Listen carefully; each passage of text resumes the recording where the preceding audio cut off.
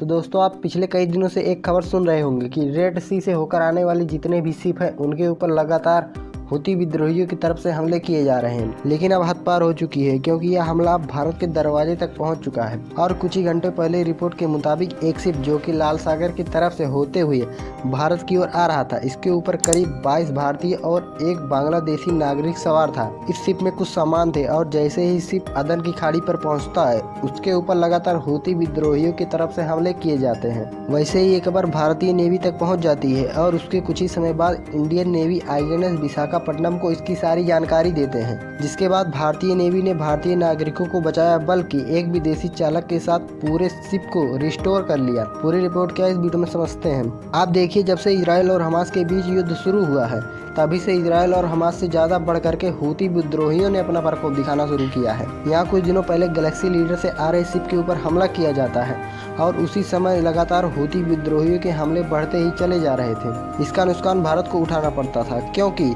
भारत की बहुत बड़ी सप्लाई इस रूट से होकर जाती थी, जिसके जरिए हम यूरोप और अमेरिका जैसे देशों को अपना सामान एक्सपोर्ट कर पाते थे। इसके कारण भारत के करीब $30 बिलियन के ट्रेड पर अभी भी खतरा मंडरा रहा है।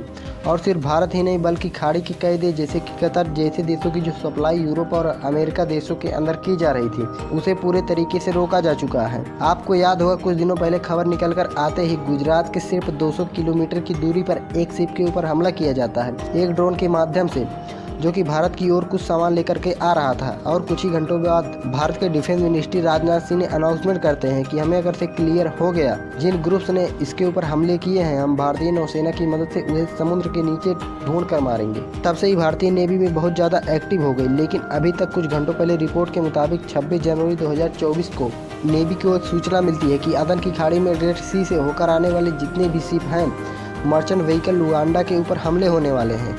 इसके ऊपर हमले किए जाते हैं जिसके ऊपर 22 भारतीय और एक बांग्लादेशी चालक सवार था। अब ये सारे इन्फॉर्मेशन ऑलरेडी भारतीय नेवी के पास थी। उन्होंने तुरंत INS विशाखापट्टनम को रवाना किया और सभी अटैक्स को पूरी तरीके से रोका जा चुका है। लेकिन इस पूरे रिपोर्ट का कंक्लूजन ये है, अभी तक अमेरिका ही सिर्फ विद्रोहियों को रोकने का काम कर रहा था, लेकिन अब भारत भी इस युद्ध में कूद पड़ा है। अब 2 बड़ी पावर्स इस युद्ध में इन्वॉल्व हो चुके हैं। देखते हैं आने वाले भविष्य में हूतियों को क्या होता है। आप पर इस पर क्या ओपिनियन है, कमेंट करके जरूर बताइएगा।